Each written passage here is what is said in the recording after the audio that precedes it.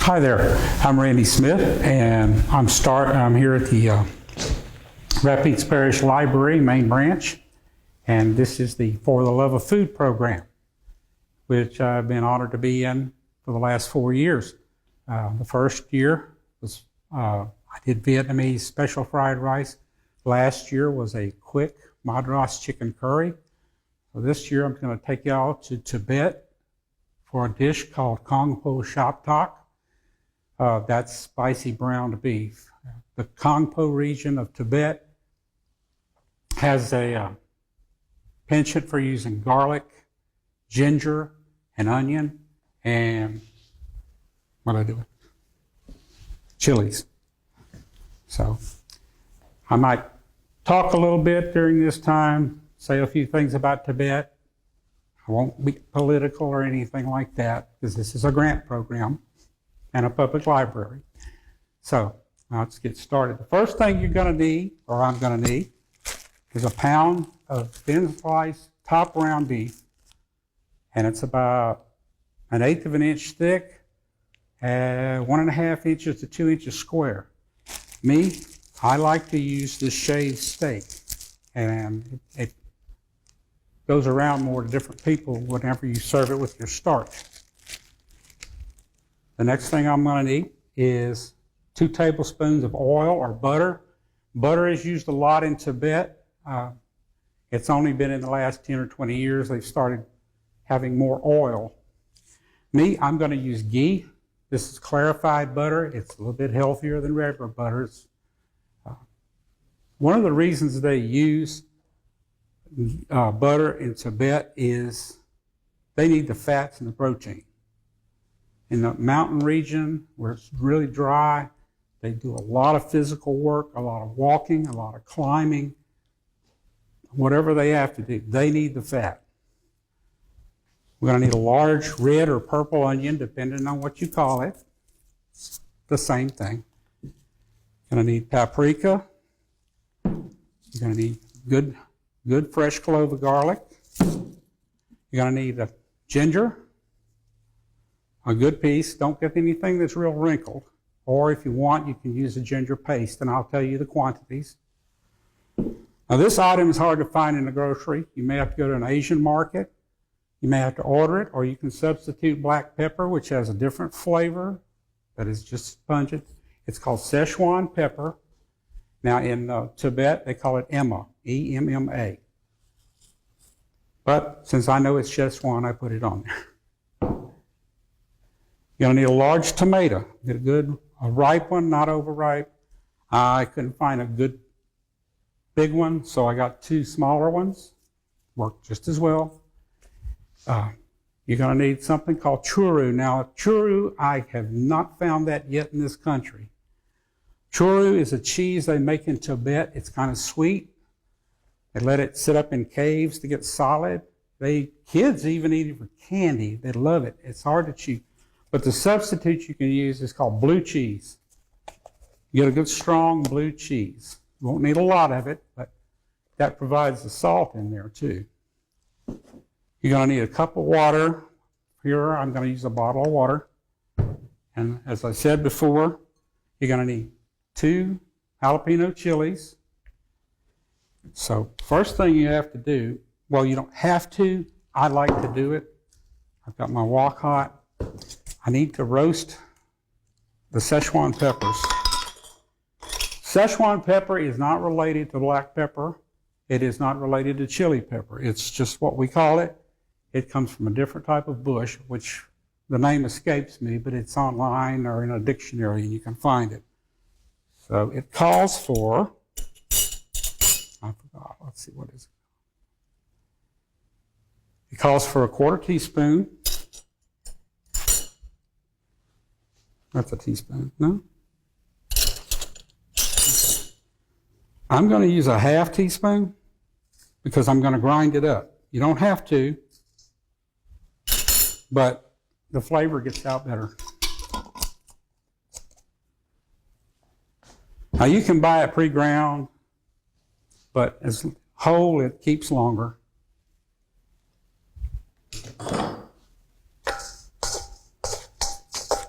The reason I'm roasting it on high, doesn't take long, is to let the flavor out more. I mean, you can open the jar and you can smell it and the flavor, but I'm going to roast it here. And while that's roasting, now with an electric spice grinder, you can use a mortar and pestle, or like I said, you can buy it pre-ground. But I like this little gadget here, and I don't put coffee in it. I can't drink coffee, so I use this. Wipes out. Don't put it in your sink. It is electric. These 3 really good tips you've given us already. I like to talk. Once I get rolling, I'll talk your ear off.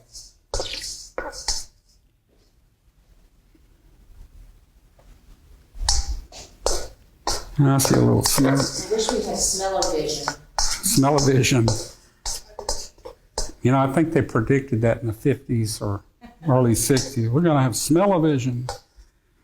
I don't think I'd be want to watching any documentaries on the Chicago stockyards. All right, it's roasted now. It does not take long. You don't have to use a wok. You can use a good electric skillet, a good cast iron skillet, cast steel, whatever that.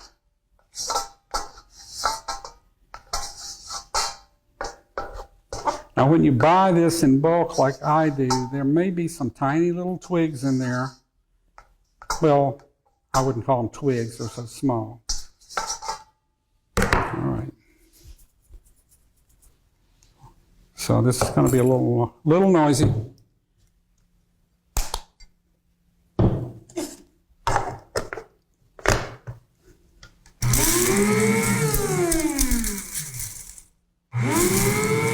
Sometimes you have to do it 2 or 3 times with these because they swirl around so fast they don't get crushed.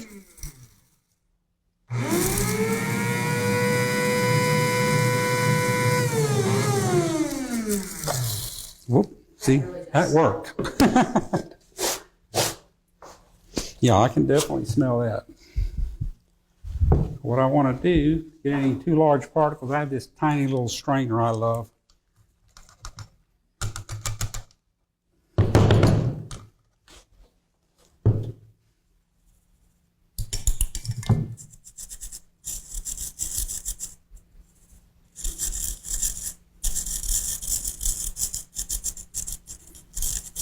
All right. The reason I did a ½ teaspoon is because after that cutting up, I get about a ¼ teaspoon.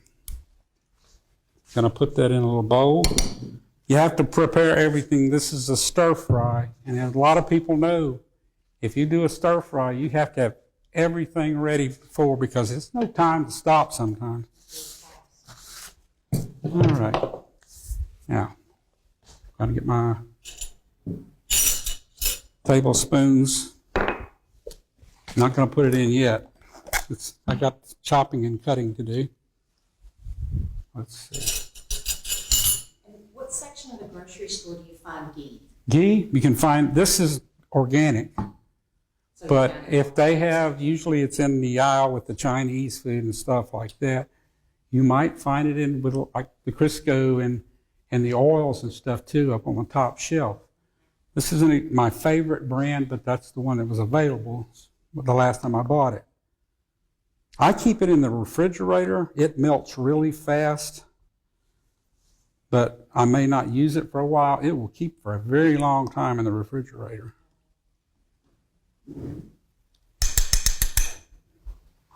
All right, I've got my ghee ready. And if you don't use an oil and you use ghee, you get more of that butter flavor that they do use up there. Now, my recipe, I meant to say earlier, it comes from this cookbook, the Lhasa Moon cookbook. Lhasa Moon is like the central point of Tibet. And the author's name is Sharing Wangmo. And if I got that wrong, Ms. Wangmo, I'm sorry. I got to meet her when I was in San Francisco a few years ago. She had a restaurant called the Lhasa Moon. She's since moved on. She's an actress. She's a singer. She's an activist, and she has several videos on YouTube. So, and also have a Nepali cookbook. Most of those recipes are pretty much the same. They're next door neighbors. And then I have another Tibetan cookbook at home, which sadly I forgot to bring to show. But that's neither here nor there. Sorry, got a little butter on there. Ghee.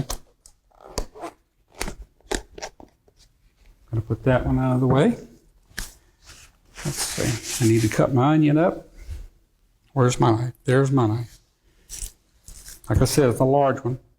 That's a large knife, too. Huh? It's a large knife, too. Oh, yeah, actually it's not that heavy. And it's kind of balanced. And where it's broken, it actually fits my hand better than originally. I've been thinking about getting the handle fixed, but not yet. It's customized to fit your hand. Yeah. I think what happened was the material for the handle is bakelite. I think it is, not plastic.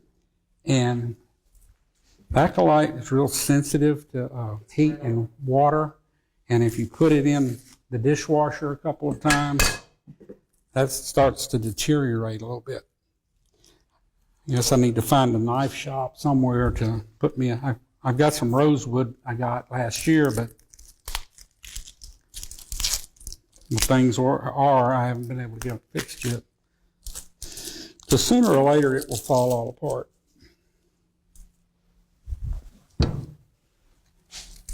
Get the dry off of here. Sometimes that dry just does not want to come off without the next layer. And it's a coarse chop.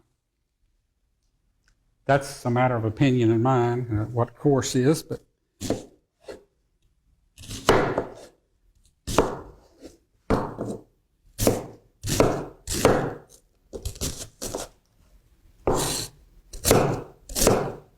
I'm sure nobody's going to fault anybody for not having an exact coarse chop. What did I do with that bowl?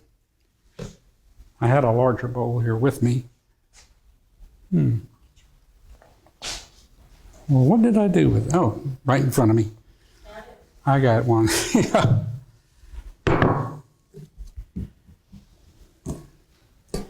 Another good thing about this knife, if you're cutting a lot of stuff, you got a scoop handy.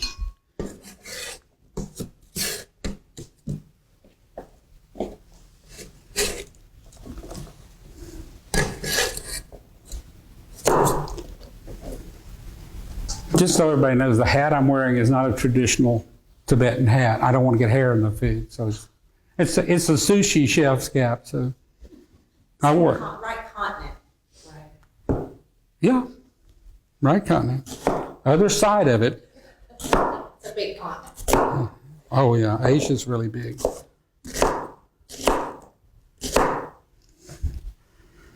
See, the first time I was in Vietnam for the cook thing, and then I went all the way across to India, and now I've just stepped to like one of their neighbors in Tibet. I think there's a theme. I'm sorry? We have a theme here. A theme, yeah. Country hopping. All right, there's the onion. At least my eyes are working. All right. I like nice fat pieces of garlic. These are pretty big, but we're from Louisiana, and if a recipe says one, they say and.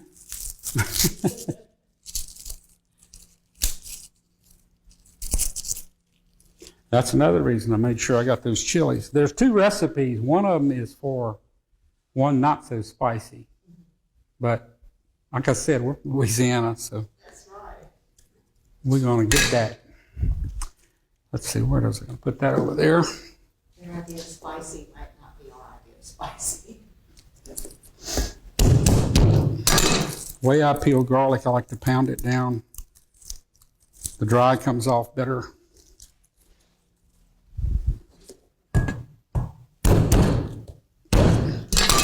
Now, the recipe recommends 2, but like I said, I like garlic.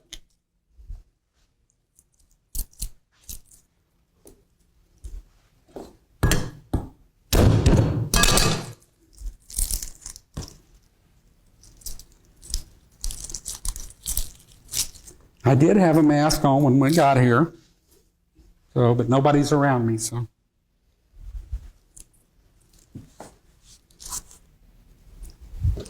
All right, now, I'm gonna get this the root thing off.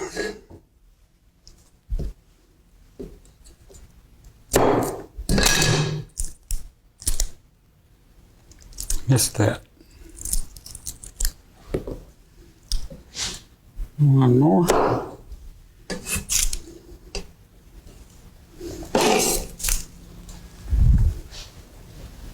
All right, now, chop the garlic.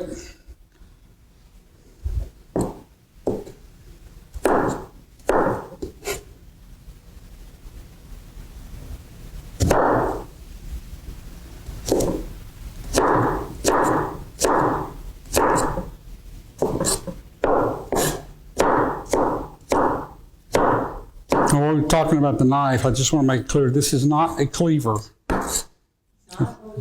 Chinese cooking knife. Well, Asian cooking knife. Cleavers are too heavy for that, and if you try to cut a big, thick piece of bone with it or something, you probably ruin your knife, or at least the edge.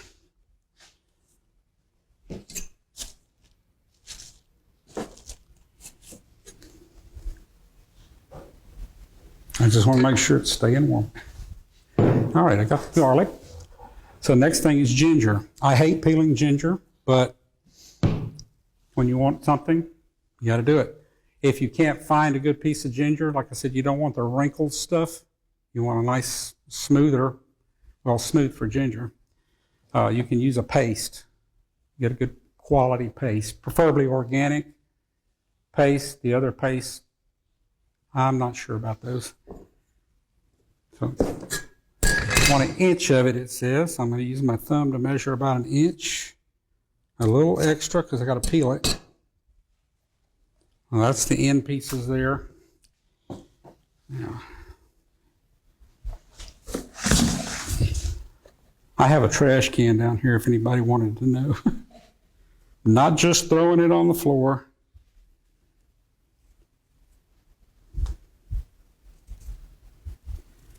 There's different ways to peel it. If you got a really big chunk and you like that, which most people don't, that I know of, you can use a peeling utensil. When it gets this small, it's a little hard to handle unless you got really small hands. I wear large gloves. I've seen people use a spoon. I'm sorry? Seen people use a spoon. That's true. I tried that one time. I like my knife. Didn't get along with that spoon. But if some people can scrape it off with a spoon, that's more power to them. All right, now. Sometimes ginger is called an aromatic. I guess it's because it smells good. So is garlic, onion. That's fine. All right, just a small course or large dice. Gonna put that there.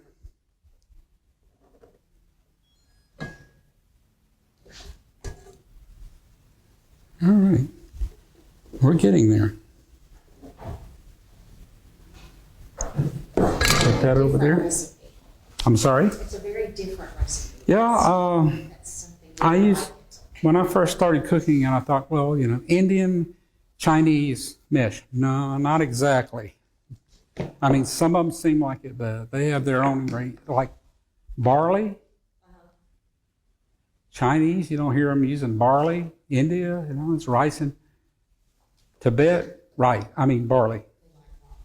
They love barley. In fact, the Dalai Lama's favorite breakfast is roasted barley porridge or noodles, and he loves it. It's called Champa, or I can't pronounce, Sampa, Tsampa, according to what I've read. Doesn't he always live long? He's living a long time. All right, the next thing we're going to cut up, we did the Szechuan pepper first. There's the tomatoes, they are washed. I just didn't take the, these are some hothouse ones I was lucky enough to find. Once we want to get that stem place off.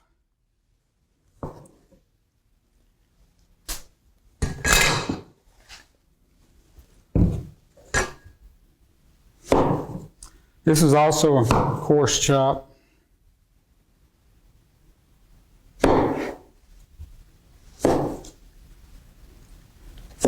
I'm going to make it kind of big.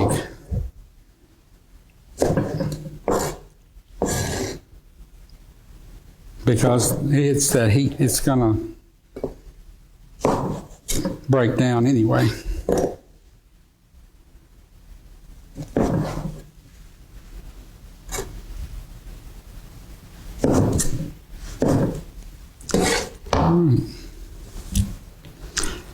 For those who wonder, yes, I've washed my hands before I got started, 2 or 3 times as a matter of fact.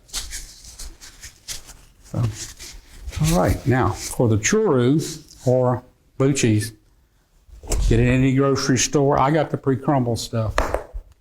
Let's see.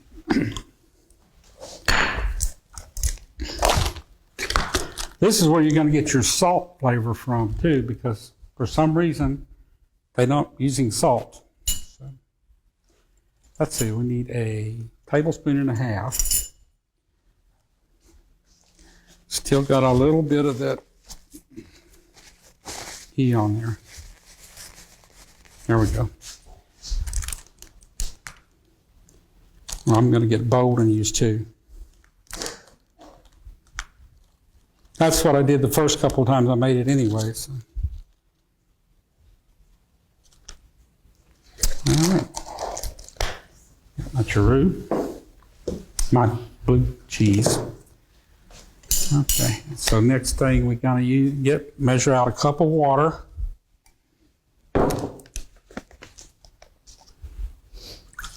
No sink, but use the sink at home. I might not use the whole thing because I don't have quite a pound of meat.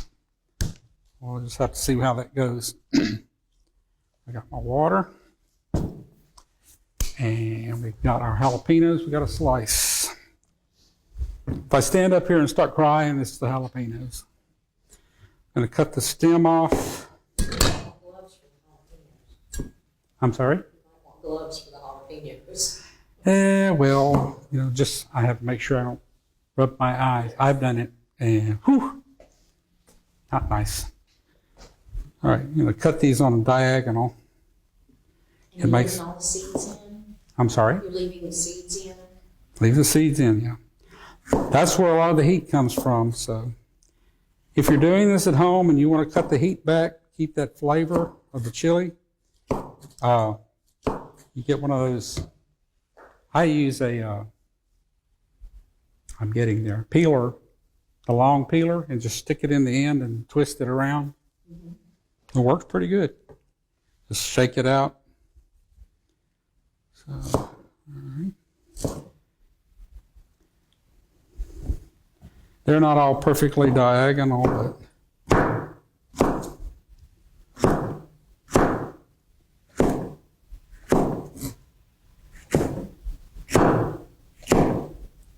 I'm getting there.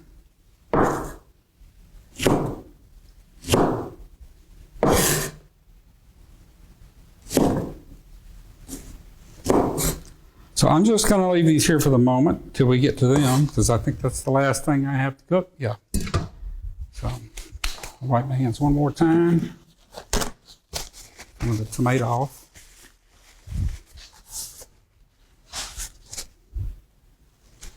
Is that on? Oh, the light was, now it's on. All right. Now, first thing you got it on high. Then I add our ghee. Yeah, it's already melting.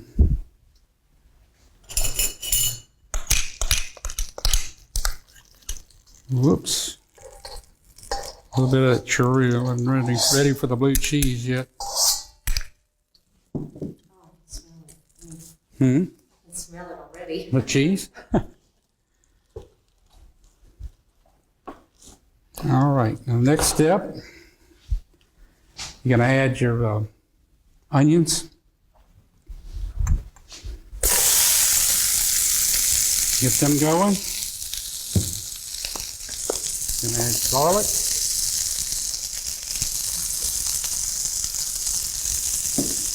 Ginger. I forgot to measure my paprika earlier, so I need a half a teaspoon. Roughly. See what I mean? Make sure you got everything first. I would advise don't use the smoked paprika unless you just love that flavor.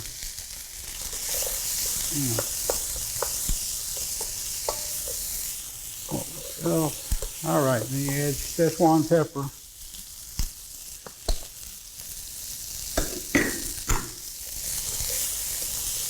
Now this may take a moment. Sorry about that. You want to cook it till the onions are brown. Now, I've heard brown the onions, and it's a matter of how you want it. Do you want it like dried and tough, or you want it like barely tan? I'm going to work on this for a couple of minutes. Another piece. You could use any onion, I guess, although flavors differ. Not much, enough that some people can tell the difference. To me, red onions tend to be spicier than yellow or white, although white can be. Then you've got your sweet yellows. But we're going to stick with Ms. Langmo's recipe.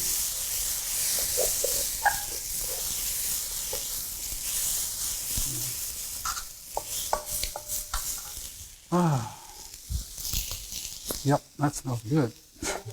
I think it does. Turn on the smell-o-vision in a moment. Now while we're waiting, when I was doing some research or reading a few years ago, poultry does not figure big in the Tibetan diet. They have their own branch of Buddhism called Tibetan Buddhism, which the Dalai Lama is. But they kind of get dispensation because for eating meat. They eat yak, which is, like cow, bovine. They have pigs. They have sheep, goats, anything big. One of the reasons is killing a chicken to eat is not worth it. It's not very big. If you're going to kill a yak, you got food you can preserve and put up. And I'm not sure how true this is, but it's a karma thing. If you kill 100 chickens compared to one yak, you're responsible for all those lives in your karma. You kill one yak, that's better than 100 chickens. And if I'm wrong, I'm sorry. But that's what I've read. That's what I've had a Buddhist tell me, that the Tibetans do that. Meat figures big in their diet too, because up until about 15, 20 years ago, vegetables were not grown a lot.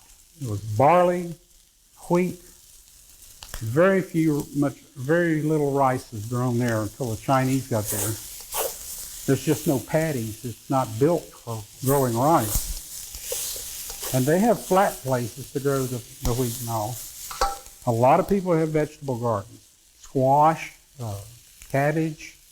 What we would consider cold weather. What we call mirlitons. Everywhere else they call them chayote. They grow those. It's very popular. All right, we're getting along here. You honestly did not know other countries had Merlot. If you go to Texas, you go to any Mexican store, they're everywhere. There is a dish for that called iscas, which is beef and merlotong. Well, hey, I have a great idea for your next appearance. Well,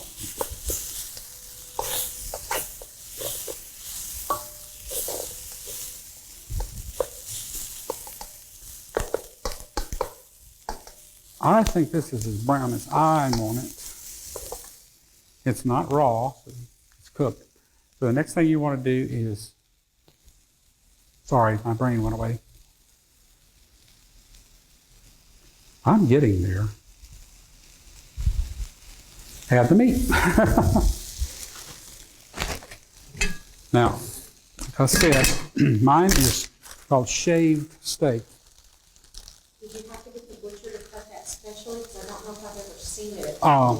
Well, I got this at Kroger. They have it packaged. Yeah. Not to give an advertisement, that's just where I got it.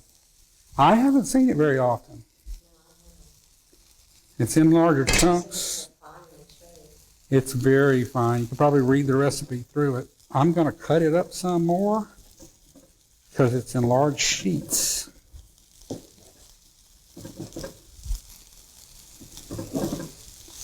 Because it's so soft and non-resistant. Takes a minute here. All right.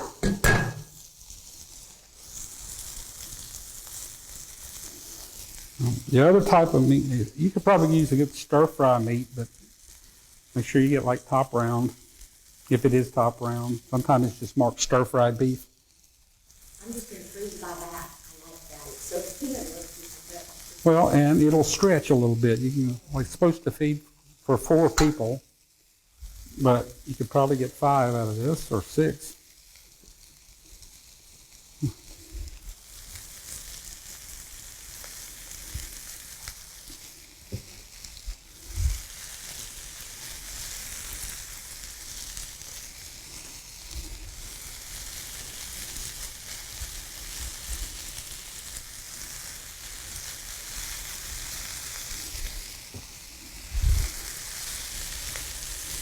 It almost looks like a smoked meat, but it is raw, I'll tell you. And it's had one of those absorbent pads, so it's not all bloody.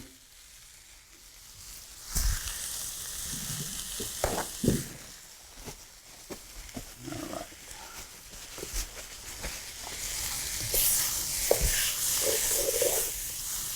It's kind of dry. And once I add that water, it'll help.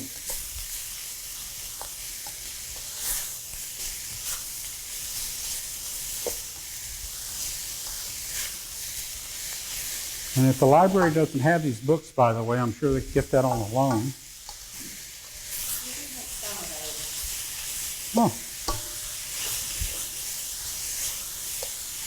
I had a couple other Asian cookbooks that had a chapter on Tibet, but it was pretty much the same recipes.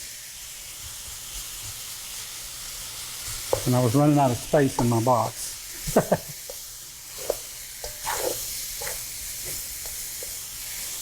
Once this is cooked through, which it almost is, I will add that tomato.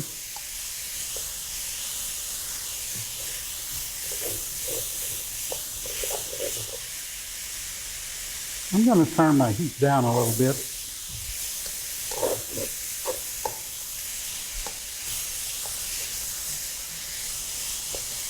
Now I'm on.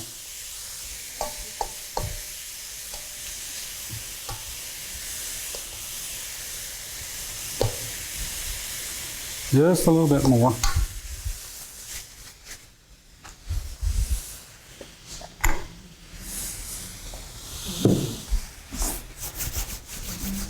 It's a little pink here and there, so just making sure.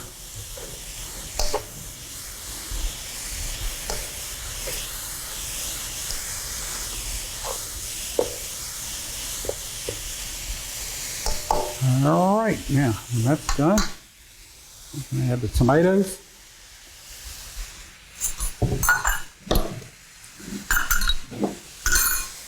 And that blue cheese that I keep calling churu.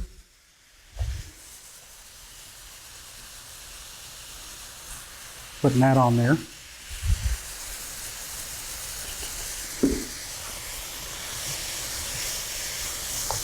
And you're going to cook that and the cheese until the cheese melts.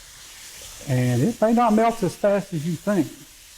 You know that really cooks fast, though. I'm sorry? You just cooks fast. You could eat this on the dinner table. Really, if you had some hot cutting up the vegetables, it would be a really good meal. Now I didn't have any barley flour, so I couldn't make any barley flatbread, and I was out of whole wheat noodles. So what I brought was a small version of Indian flatbread. Now it's pre-cooked. You can put it in the toaster if you want. Cut it up. Come on, there. They're still melting. Let me see. That's it's only 150 calories for one of these. But if you get the big regular size one, you better cut that sucker in half unless you don't care. You can get it with garlic in it. You can get it with onion in it. I'm sorry? Can you look at the package? Oh, sure. Go ahead. I usually use my... Again, not an advertisement, but it's There are other brands. many non-ancient grains. That's a whole wheat one, or a whole grain one. Try not to eat too much white flour.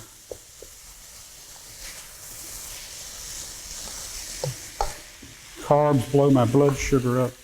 So if you get like whole grains, it doesn't process as quick. So, and your doctor doesn't fuss at you when you go get your A1C done.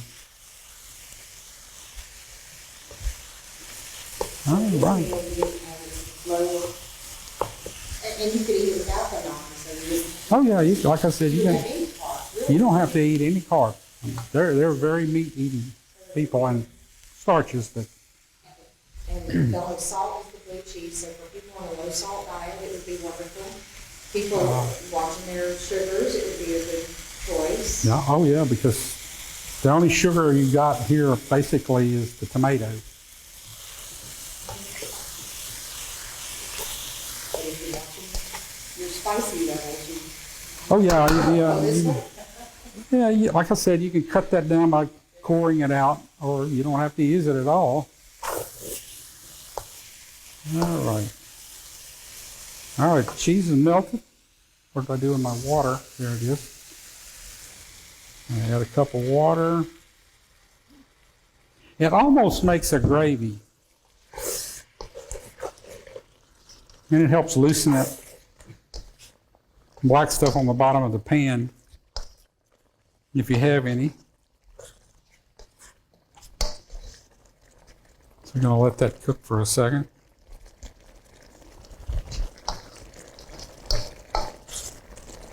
Now, if you're doing this on a stove top, my advice is turn your vent on because of these.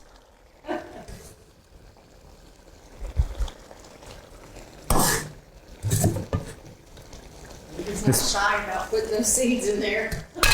He likes it spicy. Well, I'm just, you know.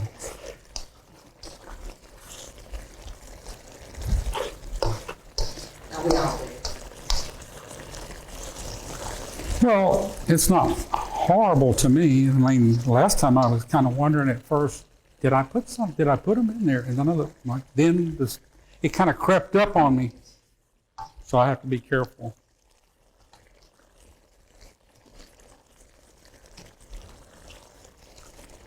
So we're going to let this cook for a few minutes more.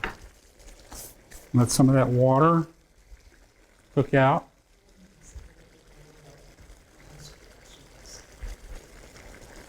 Sorry, what?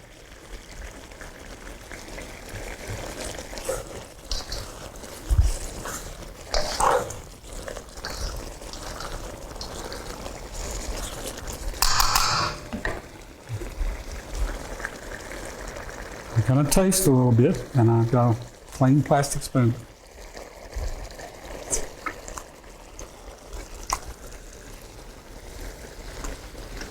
It's getting there.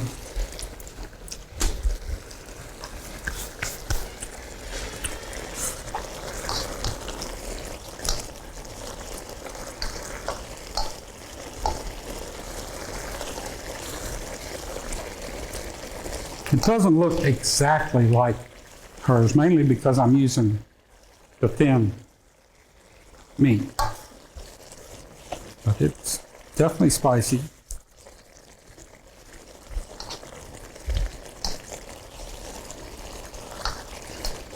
My grandson's always talking about using these super hot chilies that people get. I can't do those. You know, eating a chili just for the sake of heat, you know, and making your tongue get blisters on it and hurting your ulcer and all that good stuff. No, no.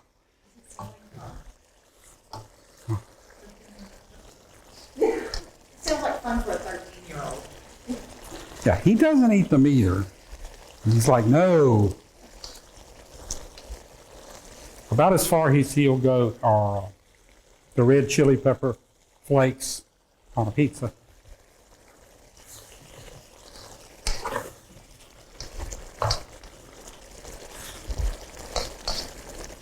A little bit more. That's why I'm not putting the lid off. You have to let some of that water steam off. That's fine.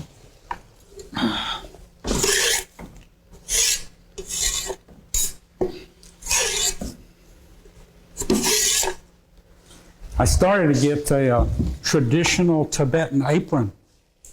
Yeah, they're all over it. Except for one thing, men don't wear those. That is the lady of the house only. So I didn't want to be disrespectful or laughed at. So. Oh, they cook. Not as much as the women, but they cook. But they don't wear that apron. That is like the woman of the house.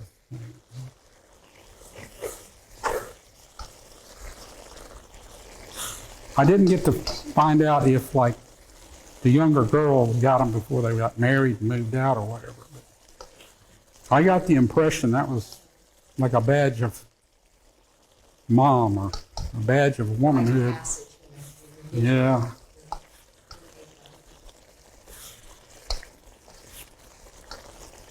Now these jalapenos are going to be a little crispy. That's fine. I'm going to call this done if y'all would like to take a taste.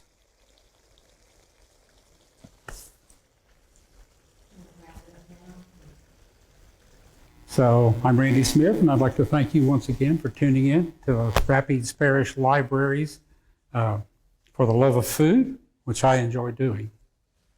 So I hope you enjoy the Kongpo Shop Talk at home. I'm sorry we didn't get to have the public in, but you know, it's COVID. And hopefully it'll be over soon. And next time it'll be Cynthia Stanley. She'll be doing Indian food. So y'all have a good day.